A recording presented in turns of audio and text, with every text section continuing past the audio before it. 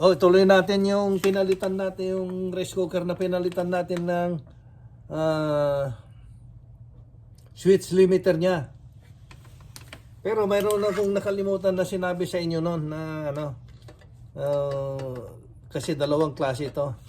O siya nga pala ay maraming salamat naman sa mga subscriber, mga viewers.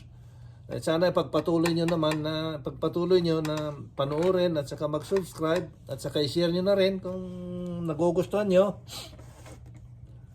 Ay maraming salamat sa inyong lahat dyan. O ngayon, nakalimutan kong sinabi sa inyo na mayroon yung walang switch limiter ng rice cooker.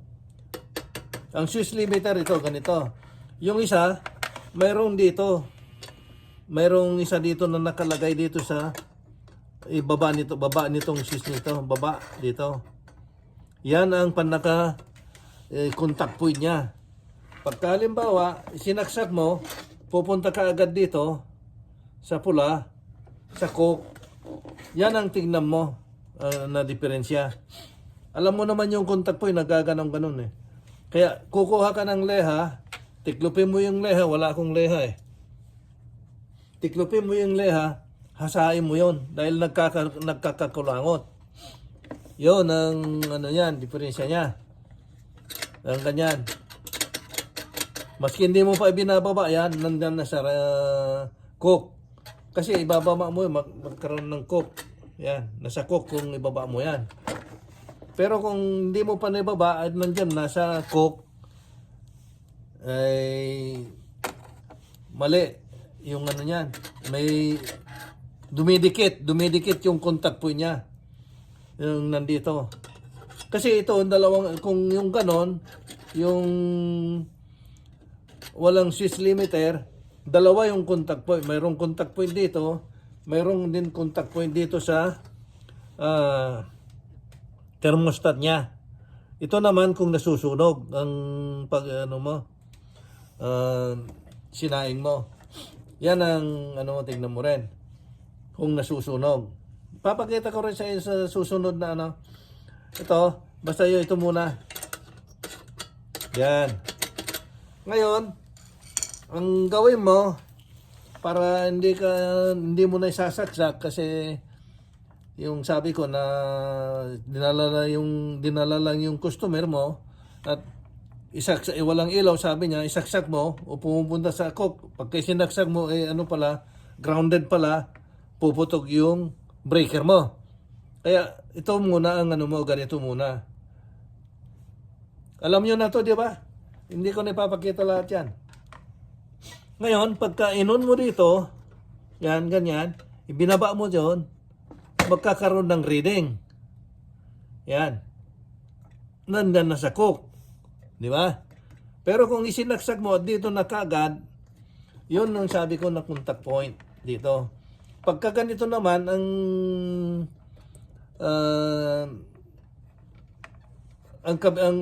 kabitan niya, ang panaka-contact point niya, ganito na switch limiter, tingnan mo rin yan. Kasi masasabi mo yung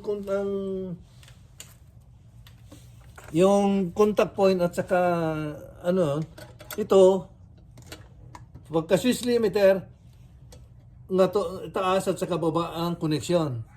Pero pagka yung contact point ganyan, dalawa nasa kabila, kanan at saka kaliwa ang nakakabitan niya yun. Na parehas na sa baba. Dito lang.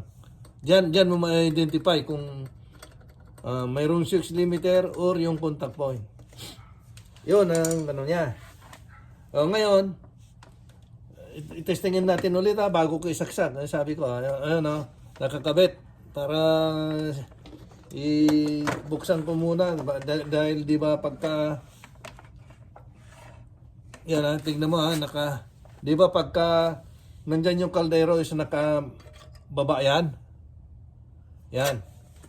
Ibababa natin bago i-on para makita natin kung tama yung Come on. Yan, ibaba natin. Ayun, nagka-reading. Hindi yung 000. OOL. Kung walang connection, OL.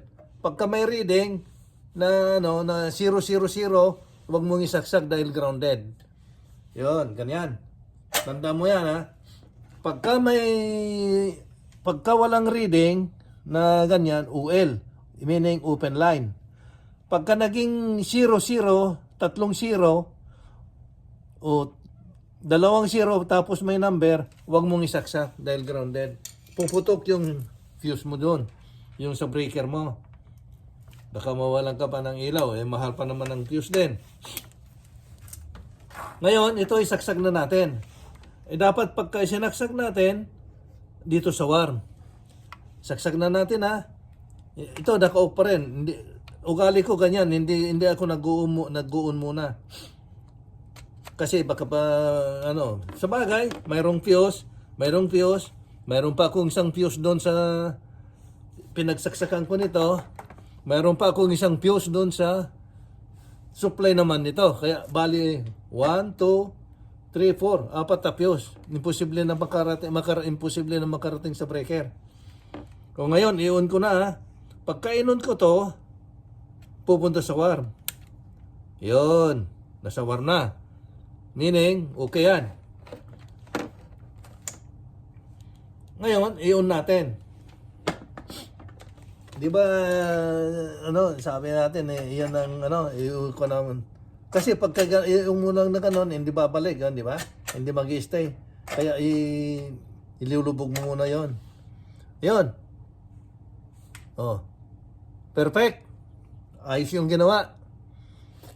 Sana mayroon kayong natutunan at kung mayroon naman kayong natutunan, paki-like, paki-subscribe at saka i-share nyo na rin para kung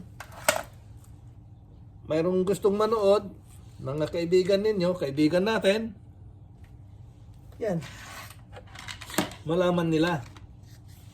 Sige. Kita-kita tayo ulit sa susunod na video at kung mayroon kayong question o mayroon kayong tanungan, sabihin nyo lang. Huwag kayong mahiya. Sige, susunod na naman. Bye.